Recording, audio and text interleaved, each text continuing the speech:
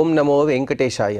అఖిలాండ కోటి బ్రహ్మాండ నాయకుడైన శ్రీ శ్రీనివాస పరబ్రహ్మ యొక్క దివ్యానుగ్రహ విశేషం చేత తిరుమల తిరుపతి దేవస్థానం వారు నిర్వహించే అనేక ధార్మిక కార్యక్రమాల్లో భాగంగా ప్రతిరోజు మనం శ్రీమన్ మహాభారత అంతర్గత అరణ్య పర్వలోని విశేషాలను యథామతి తెలుసుకునే ప్రయత్నం చేస్తున్నాము. ఈనాటి ప్రవచన కార్యక్రమాన్ని మంగళ పద్యాన్ని పలుకుతూ ప్రారంభించుకుందాం. నారాయణం నమస్కృత్య నరం చైవ నరోత్తమం దేవీం సరస్వతీం వ్యాసం తతో జయముదీరయేత్. శ్రీ గురుభ్యో నమః. హరి ఓం.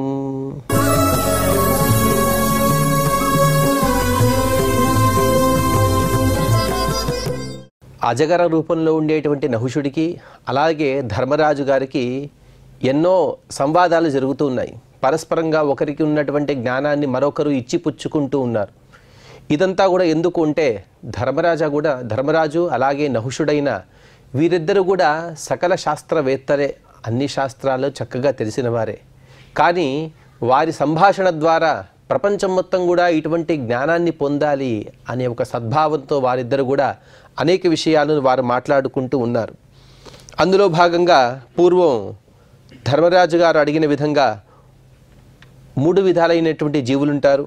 వారు స్వర్గాన్ని పొందేవారు ఉత్తములైతే, మనిషి జన్మలో ఉండేవారు మధ్యములు, తిర్యగ్యోనిలో ఉండేవారు అనగా పశుపక్షాది రూపంలో పుట్టేవారు వారందరూ కూడా అధమ రకాలైనటువంటి జీవులని కూడా చెప్పారు. అందులోనూ కూడా అధములై పుట్టినప్పటికీ అనగా పశుపక్షాదులుగా పుట్టినప్పటికీ కూడా వారు ఎప్పుడైనా యజ్ఞంలో వారి ఉపయోగం ఉన్నట్టయితే వేదంలో చెప్పిన విధంగా వారు దేవత్వాన్ని కూడా పొందవచ్చు అనే విషయాన్ని నహుష చక్రవర్తి గారు సోదాహరణకు పూర్వకంగా ఇక్కడ చెప్పారు. తదుపరి నహుషుడు చెబుతూ అజగరోవాచ సోయమేతా గతిస్తాత జంతుశ్చరతి కార్యవాన్ నిత్యే మహతి చాత్మానం అవస్థాపయతే ద్విజః. అలాగే ఓ యుధిష్ఠిర, నిర్దిష్టమైనటువంటి ప్రయోజనాన్ని ఉద్దేశించి జీవుడు ఈ 3 గతుల్లో అనగా దేవతలు మనిషిగా, లేకపోతే స్వర్గంలో ఉండేవారిగా, లేకపోతే తిర్యగ్యోనిలో ఉండేవారిగా వారు సంచరిస్తూ ఉంటారు. అనగా వారి వారి కర్మలు, ఆ ఫలాలు, వాటికి కలగవలసినటువంటి సుఖ దుఃఖాలు, వాటిని ఉద్దేశించి జీవుడు పుడుతూ ఉంటాడు, తను మరణిస్తూ ఉంటాడు. కర్మఫలాన్ని ఆశించే దేహాభిమానం కలిగినటువంటి జీవుడికి తప్పక తన జన్మ పరంపరలో తను ఇక్కడో ఒక చోట సుఖాన్ని కానీ దుఃఖాన్ని కానీ ఖచ్చితంగా అనుభవిస్తూనే ఉంటాడు. ఇదే విషయాన్ని ఇంకొక విధంగా కూడా చెబుతూ సోయమేతా గతిస్తాత జంతుశ్చరతి కార్యవాన్ అని కూడా చెప్పారు. కార్యవాన్ అంటే మనం ఏదైనా కొన్ని హడావుడి సమయాలు చూస్తూ ఉంటాం. ఏదైనా వివాహాది శుభకార్యాలు కానీ, లేకపోతే పెద్ద వేదిక వేసి ఆ వేదిక పైన ఎందరో పండితులు వచ్చే సందర్భంలో ఆ కార్యాన్ని నిర్వహించేవారు ఎలాగైతే హడావిడిగా తిరుగుతూ ఉంటారో అలాగే కొందరు తిరుగుతూ ఉంటారట. వారు ఈ జీవిత చక్రంలో కూడా కాస్త హడావిడి పడుతూ వారు ఏదో శుభకర్మలను అశుభ కర్మలు వారు చేస్తూ ఉంటారట. అలా ఉన్నవాడు ఒకచోట తను నిలకడగా ఉండడు, సుఖాన్ని కానీ దుఃఖాన్ని కానీ తను అనుభవిస్తూ ఉంటాడు. అనగా కాస్తసేపు ప్రశాంతంగా ఉంటాడు, ఇంకొన్ని కార్యభారాల వలన ఎంతో కలతను చెందుతూ ఉంటాడు. జీవుడు కూడా అదే విధంగా ఉంటాడు అని ఆ నహుష చక్రవర్తి చెబుతున్నారు. జంతుశ్చరతి కార్యవాన్. ఒక కార్యాన్ని నిర్వహించేవారు ఎంత హడావిడిగా ఉంటారో కొందరు జీవులు కూడా అలాగే పుడుతూ ఉంటారు, అలాగే మరణిస్తూ ఉంటారు వారు కూడా. కానీ ఇంకొకడు ఉంటాడు, వాడు ఎటువంటి వాడంటే నిత్యే మహతి చాత్మానం అవస్థాపయితే ద్విజః. స్థిరమైన బుద్ధి కలిగిన వాడు. వాడు ఎప్పుడు కూడా సుఖాన్ని కానీ దుఃఖాన్ని కానీ, కష్టాన్ని కానీ సుఖాన్ని కానీ రెండు కూడా ఎక్కువ పట్టించుకోకుండా స్థిరమైన బుద్ధి కలిగిన వాడై ఈ సంసార చక్రాన్ని తను సరళంగా దాటివేస్తాడు. అలాగే జాతో జాతశ్చ బలవాన్ భుంక్తే చాత్మాసదేహవాన్ ఫలార్థస్తాత నిష్పృక్తః ప్రజాలక్షణ భావనః. కానీ కర్మఫలాసక్తి రహితుడై కర్తవ్య కర్మలను అనుసరించే ఆత్మ అనగా ఒక జీవుడు తను పరమాత్మను పొందగలడు అని చెప్తారు. ఈ వాక్యానికి చాలా సంక్లిష్టమైనటువంటి అర్థాన్ని నీలకంఠాచార్యుల వారు మనకు సరళంగా అందించారు. అనగా జాతః అంటే పుట్టేవాడు, అతడు ఎటువంటి వాడంటే దేహవాన్, దేహాన్ని పొందే పుడతాడు. పశువుగానో పక్షిగానో లేకపోతే మనిషిగానో ఏదో విధంగా తను పుడతాడు. అటువంటి ఆత్మ అనగా జీవుడు బలవాన్ అనగా అదృష్టాన్ని పొందినవాడి జాతో జాతః మాటిమాటికి జన్మిస్తూ ఉంటాడు. ఒక్కొక్క జన్మను పొందినప్పుడు కూడా ఎన్నెన్నో కర్మలను చేస్తూ ఉంటాడు. కానీ వీడు ఫలార్థః సుఖాన్ని కోరుతూ ఉంటాడు. ప్రతి ఒక్క సందర్భంలో కూడా దేహాన్ని పొందిన ప్రతి ఒక్క సందర్భంలో కూడా ఎక్కడైనా తనకు సుఖమే కలగాలి, సుఖమేవ మేస్య దుఃఖం అనాభూతని ఏదైతే శాస్త్రంలో ఒక కోరని కోరికను నిర్వచిస్తారో అటువంటి కోరికను కోరుతూ ఉంటాడు. సామాన్యంగా దుఃఖాన్ని కోరేవాడు స్థిరబుద్ధిగా ఉంటూ దుఃఖాన్ని పొంది పొంది పొంది మంచి స్థిరమైన బుద్ధి కలిగి చివరికి ఆ పరమాత్మని పొందుతాడు. అనగా ఈనాడు కష్టపడిన వాడు రేపుడు సుఖాన్ని పొందుతాడు. కానీ ఎప్పుడు కూడా సుఖాన్ని కోరుకునేవాడు వాడెప్పుడు కూడా ఉన్నతమైనటువంటి స్థానాన్ని పొందలేడు. అటువంటి జీవుడు దేహ సంబంధం వలన వచ్చినటువంటి ఫలాన్ని అనుభవించి తను ఎప్పుడు కూడా సుఖాన్ని కోరుతూ ఉంటాడు. అందుకోసమే వాడికి ఒక చక్రం ఉంటుంది. ఆ చక్రంలో ఎప్పుడు కూడా వాడు చిక్కుకొనిపోయి ఉంటాడంట. ఆ చక్రం ఏమిటంటే ఫలం కోసం ప్రవృత్తి. ఏదైనా ఫలాన్ని ఆశించి తను ప్రతి ఒక్క కర్మను చేస్తూ ఉంటాడు. అనగా నిష్కామ కర్మలను చేయడు, ఎప్పుడు కూడా సకామ కర్మలను చేస్తాడు. తద్వారా మరొకసారి పుడతాడు. ఆ పుట్టడం వలన అతనికి మరొకసారి ఫలాల యొక్క అనుభవం సుఖం కానీ దుఃఖం కానీ కలుగుతూనే ఉంటుంది. దాని వలన అనగా ఆ సుఖ దుఃఖాల వలన ఈ సుఖాన్ని మరొకసారి పొందాలి, లేకపోతే ఈ దుఃఖం నుండి నేను నివృత్తిని పొందాలి అనే ఒక కోరికతో మరొకసారి కర్మలను చేస్తాడు. తద్వారా మరలా జన్మ, ఆ జన్మలో మళ్ళీ సుఖ దుఃఖాలు, తద్వారా మరొకసారి వాంఛ. ఈ విధంగా వాడు ఆ చక్రంలో చిలుక్కుంటూ ఎప్పుడు కూడా సుఖ దుఃఖాలని పొందుతూ ఈ మనిషిగానే ఈ సంసార చక్రంలోనే ఎప్పుడు కూడా బంధింపబడి ఉంటాడు. కానీ ఫలార్థస్థాత నిష్పృక్త అని చెప్పారు. నిష్పృక్త అంటే ఫలసంగం లేనివాడు, అలాగే నిష్కామ కర్మను చేసేవాడు. నిష్పృక్త ప్రజాలక్షణ భావన. వాడు కూడా పిల్లల్ని పొందుతాడు, వాడు కూడా వివాహం చేసుకుంటాడు, వాడు కూడా ఇంటిని కట్టొచ్చు. కానీ వాడు నిష్పృక్త, వాటిపైన ఎటువంటి వ్యామోహం అనేదే ఉండదు. వాడికి ఎప్పుడు కూడా మోక్షం గురించి ఆలోచన ఉంటుంది. వాడు ఇక్కడ ఏ కర్మలను చేసినా కూడా ఆ పరమాత్మ యొక్క ఇచ్ఛ, ఆ ఇచ్ఛానుసారంగా నేను ఇక్కడ ఉన్నాను అంటూ ధర్మబద్ధమైనటువంటి భోగాలను తను అనుభవిస్తూ ఎంతవరకైతే తన శరీరాన్ని పొంది ఉండాలో ఆ శరీరానికి కావలసిన సామర్థ్యానికి కావలసిన భోగాదులను మాత్రమే తను భోగం చేస్తూ ఈ లోకంలో సుఖంగా ఉంటాడు. తదుపరి అతను పరమాత్మని పొందుతాడు అని చెబుతూ ఇటువంటి విషయాలన్నీ చెప్పిన తర్వాత యుధిష్ఠిరుడు మరొక ప్రశ్నను తను అడుగుతూ ఉన్నాడు. యుధిష్ఠిరువాచ శబ్దే స్పర్శే చ రూపే చ తథైవ రసగంధయోః తస్యాధిష్టానమవ్యగ్రో బ్రూహి సర్ప యథాతథం. ఓ అజగర సర్పమా, ఓ నహుష చక్రవర్తి, జీవుడు శబ్దము స్పర్శము రూప రసగంధాదులు తను అనుభవిస్తూ ఉంటాడు. శబ్దాన్ని వింటాము, ఒక చల్లటి స్పర్శ కానీ లేకపోతే ఉష్ణ స్పర్శాన్ని కూడా అనుభవిస్తూ ఉంటాము. రూపాన్ని చూస్తాం, అలాగే రసాన్ని కూడా మనం జిహ్వతో మనం దాన్ని ఆస్వాదన చేస్తాం, గంధాన్ని కూడా ఆఘ్రాణం చేస్తాం. వీటికి ఆధారాలేమి, దేని వలన వీటి యొక్క అనుభవం మనకు కలుగుతూ ఉంటుంది? ఈ అన్ని విషయాలను కూడా నాకు యథార్థ స్వరూపాలను వివరించు. అలాగే కిం న గృహాసి విషయాన్ యుగపత్వం మహామతే ఏతావదుచ్యతాం చోక్తం సర్వం పన్నగ సత్తమ. అంటే ఈ శబ్దస్పర్శ రూపరసగంధాలను తను అనుభవిస్తాడు కదా, అన్నిటి యొక్క అనుభవం యుగపత్ ఒకేసారి ఎందుకు కలగడం లేదు? మన ఎదురుగానే ఏదో ఒక వాద్యం ఉంది, అలాగే ఒక రసాన్ని శబ్దస్పర్శ ఏదో మనకు చల్లటి గాలి కూడా వస్తుంది, అలాగే మంచి రూపం కూడా ఎదురు కనబడుతుంది, ఉత్తమ రసాన్ని అందించే ఎన్నో పదార్థాలు కూడా మన ఎదురుగా ఉన్నాయి, దానివల్ల సువాసన కూడా వస్తుంది. ఈ అన్నిటి యొక్క అనుభవం మనకు యుగపత్ అనగా ఒకేసారి ఎందుకు రావటం లేదు అని తను ప్రశ్నించిన తర్వాత దానికి సమాధానాన్ని నహుష చక్రవర్తి అందిస్తూ ఉన్నాడు. సర్ప ఉవాచ ఇదాత్మద్రవ్యమాయుష్మాన్ దేహ సంశయనాన్వితం కరణాధిష్ఠితం భోగాన్ ఉపభుంక్తే యథావిధి. నాయనా, ఆత్మ అనేది ఒక ద్రవ్యం.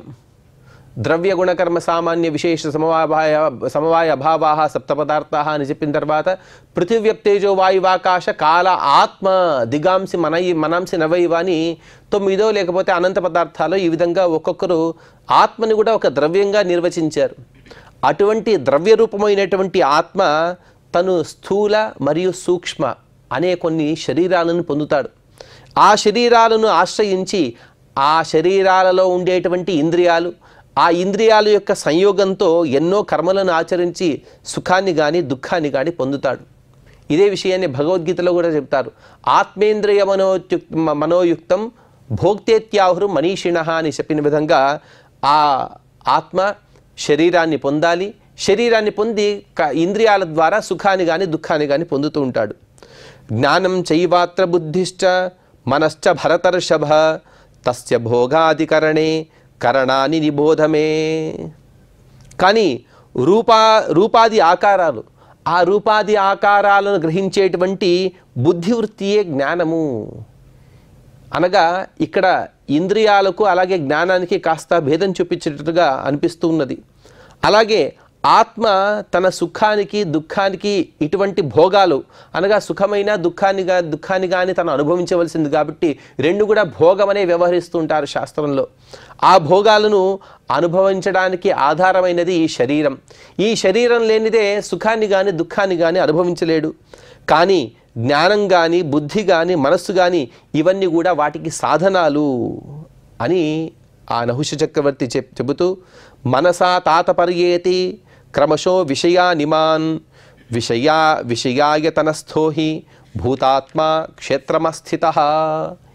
ఈ 5 రకాలైనటువంటి విషయాలు అనగా శబ్దస్పర్శ రూపరస గంధాలు, వాటికి ఆధారభూతాలైనటువంటి పంచభూతాలు, అలాగే వాటిని మనం పొందాలంటే మన శరీరంలో ఉండేటువంటి ఇంద్రియాలు అలాగే మనస్సు, ఈ 5 రకాల విషయాలు కూడా ఆత్మ తను అనుభవిస్తూ ఉంటాడు. తత్ర చాపి నరవ్యాఘ్ర మనోజంతోర్విధీయతే తస్మాత్ యుగపదత్రాస్య గ్రహణం నోపపద్యతే. ఓ నరశ్రేష్ఠ, ఓ యుధిష్ఠిర, బుద్ధి ద్వారా విషయాలని అనుభవించేటప్పుడు ఈ జీవాత్మ ఏదో ఒక విషయానికి మాత్రమే నియంత్రించబడి ఉంటుంది. ఆత్మ అనేవాడు అనగా మనస్సు, ఇక్కడ మనస్సుని మనం పెట్టుకోవాలి. మనస్సు ఒకే కాలంలో 5టిని కూడా అనుభవించే సామర్థ్యం మనస్సుకి లేదు. మనం అనుకుంటూ ఉంటాం ఏదైనా ఒక రుచికరమైనటువంటి పదార్థాన్ని స్వీకరించే ఒకే సందర్భంలోనే దాని వాసన చూస్తున్నాము, దాని రూపాన్ని చూస్తున్నాము, దాని యొక్క రసాన్ని కూడా ఆస్వాదన చేస్తున్నాము. ఒకేసారి మనకు 3, 4, 5 యొక్క అనుభవాలు కనబడుతున్నాయి కదా, శబ్దస్పర్శ రూపరసగంధాలు అని మనం అనుకోవచ్చు. కానీ మనం అనుభవిస్తున్నాం, కానీ దానిలో కూడా చాలా కొద్దిగా తేడా అనేది ఖచ్చితంగా కనబడుతూనే ఉన్నది. ఉదాహరణకి రుచికరమైన పదార్థాన్ని చూస్తున్నాం, దాని గంధం అనేది ఇంకా మన దగ్గరికి రాలేదు. ఆ గంధం మన దగ్గరికి వచ్చేటప్పటికీ రూపాన్ని మనం చూసేసాం. ఎప్పుడైతే గంధాన్ని గ్రహిస్తున్నామో ఇంకా రసాన్ని తీసుకోలేదు, ఆ రసాస్వాదన ఇంకా జరగడం లేదు. అంటే ఒక్కొక్క రూపరసగంధ రస స్పర్శాల యొక్క ఆస్వాదన సమయంలోనే కాస్త తేడా అనేది కనబడుతూనే ఉంటుంది సూక్ష్మంగా మనం గమనిస్తే. అందుకోసమే నహుష చక్రవర్తి చెబుతున్నాడు, ఒక విషయాన్ని మాత్రమే ఆత్మ తను అనుభవించగలడు, ఆ విధంగా నియంత్రణ అనేది ఉంటుంది. అందుకోసమే మనస్సు ఏకకాలంలో అన్నిటినీ కూడా గ్రహించలేదు, అంత సామర్థ్యం మనస్సుకి లేదయ్యా.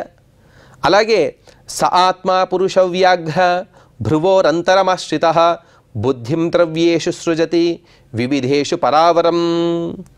ఆ ఆత్మ ఆ సందర్భంలో ఎక్కడ ఉంటాడో తెలుసా? భ్రూమధ్యేషు, మన 2 కళ్ళ యొక్క మధ్య భాగంలో, మన నుదుటి భాగంలో అతడు ఉంటాడు. ఉంటూ తను ఉత్తమ బుద్ధి లేకపోతే అధమ బుద్ధి కలిగినవై భిన్నమైనటువంటి విషయాల వైపు తన మనస్సును ప్రసరిస్తూ ఉంటాడు. అనగా ఏదైనా ఒక ద్రవ్యం ఉందనుకోండి, అక్కడ శ్రేష్ఠుడైన మనిషి ఉంటాడు.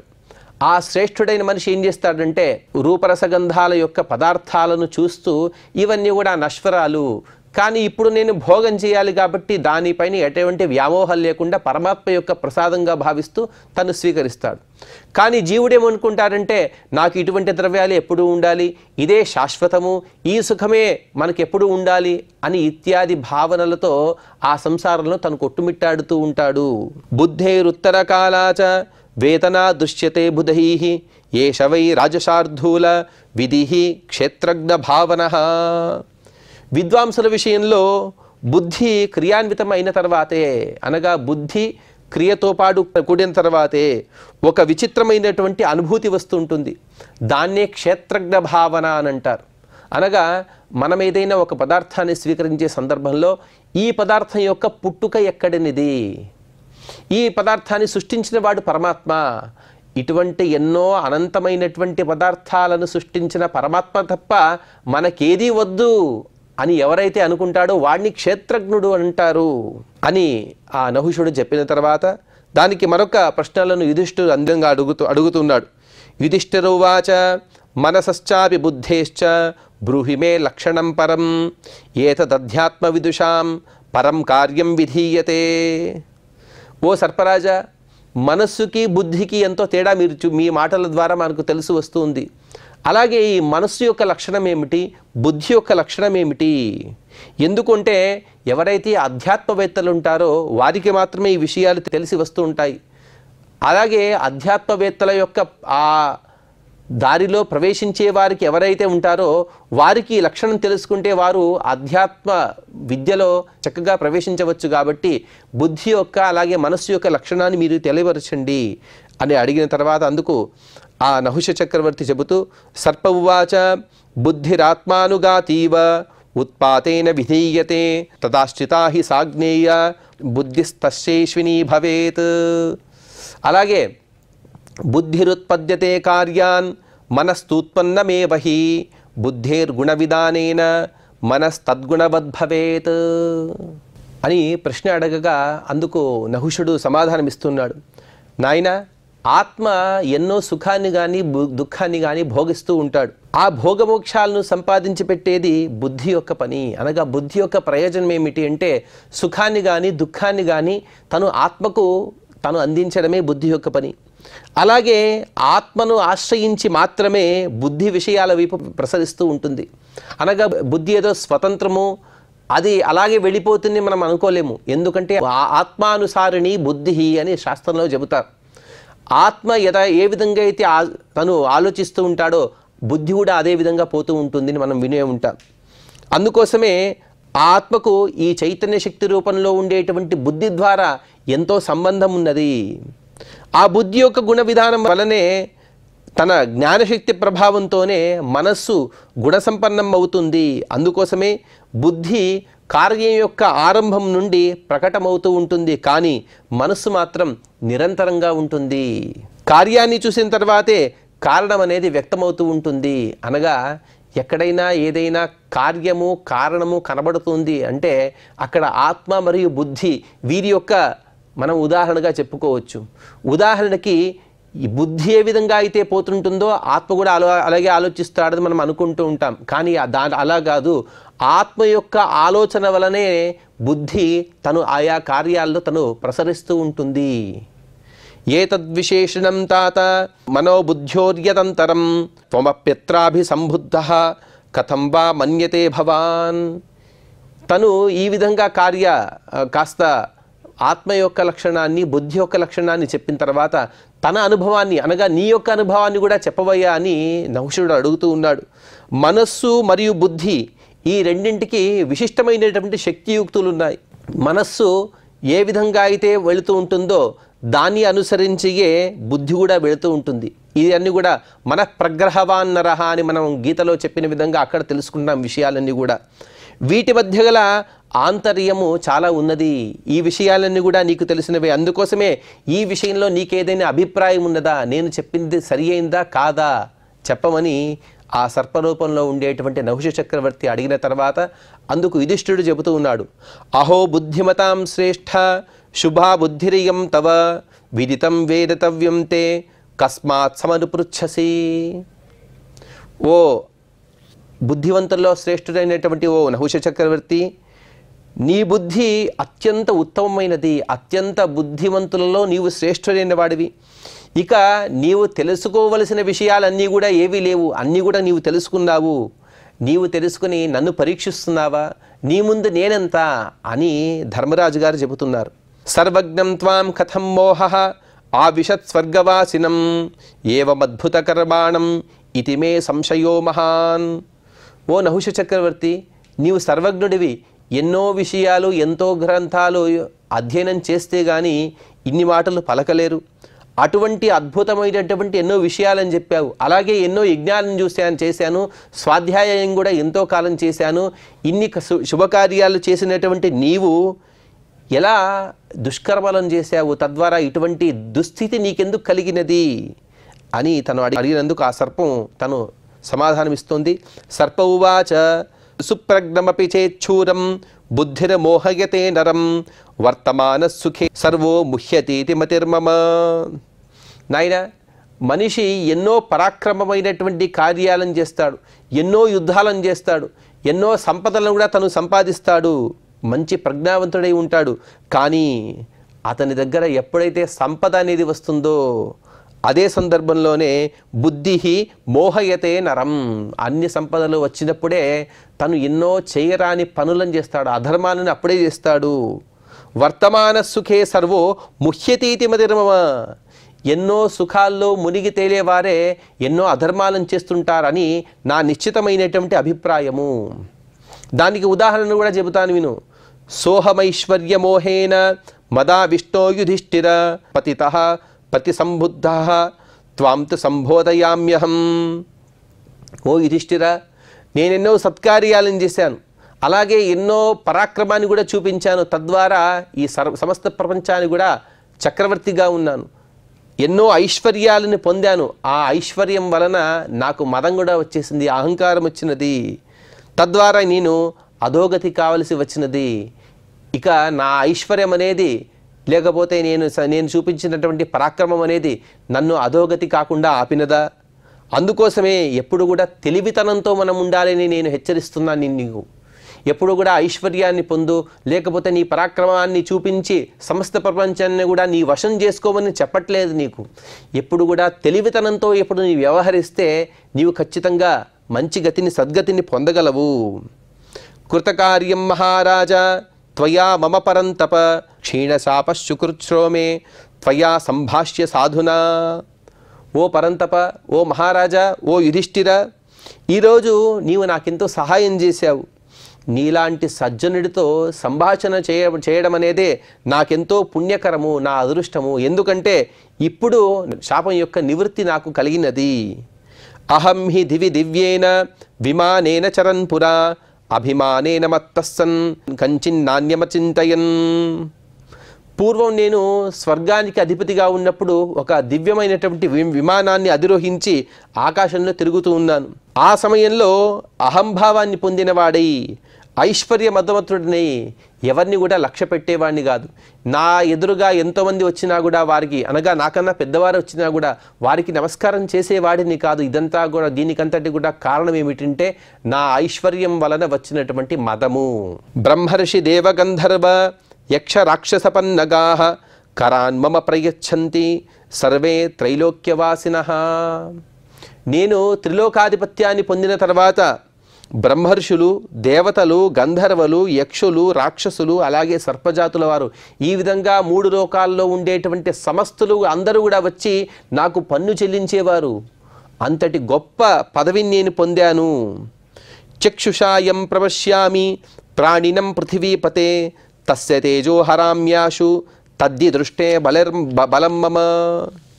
నేనప్పుడు ఎంత బలాన్ని పొందాను, ఎంత తపస్సు చేశాను, ఆ తపస్సు యొక్క ప్రభావం ఏమిటో తెలుసా? అప్పటిలో నా చూపుకే ఎంతో శక్తి ఉండేది. అంటే నేను ఎవరినైనా చూస్తే చాలు వారి శక్తిని నేను హరించేవాడిని.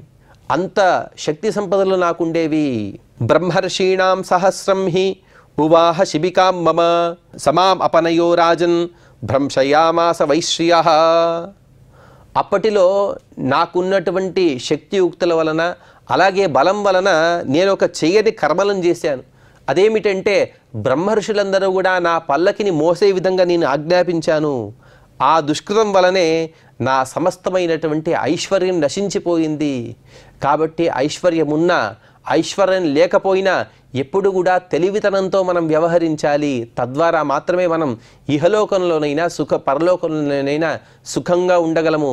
నేను చేసిన ఒకే ఒక తప్పు బ్రహ్మర్షులను అవమానించడం. అందుకోసమే నీవు తెలివితనంతో వ్యవహరించమని ఆ నహుష చక్రవర్తి యుధిష్ఠిరుడికి చెబుతూ ఉన్నాడు. తదుపరి తను చెప్పిన వృత్తాంతం ఏమిటి, ఆ నహుష చక్రవర్తి ఎక్కడికి వెళ్ళిపోయాడనే విషయాన్ని మనం తర్వాత ప్రవచనాలను తెలుసుకునే ప్రయత్నం చేద్దాం. ఈనాటి ప్రవచనాన్ని శ్రీ వెంకటేశ్వర స్వామి వారి పాద పద్మములందు సమర్పణ చేస్తూ క్షమాప్రార్థన మరియు మంగళ పద్యాన్ని పలుకుదాం. యదక్షరపదభ్రష్టం మాత్రాహీనం చ యద్భవేత్ తత్సర్వం క్షమ్యతాం దేవ నారాయణ నమోస్తుతే. శ్రియః కాంతాయ కళ్యాణ నిధయే నిధయేర్థినాం శ్రీవేంకట నివాసాయ శ్రీనివాసాయ మంగళం.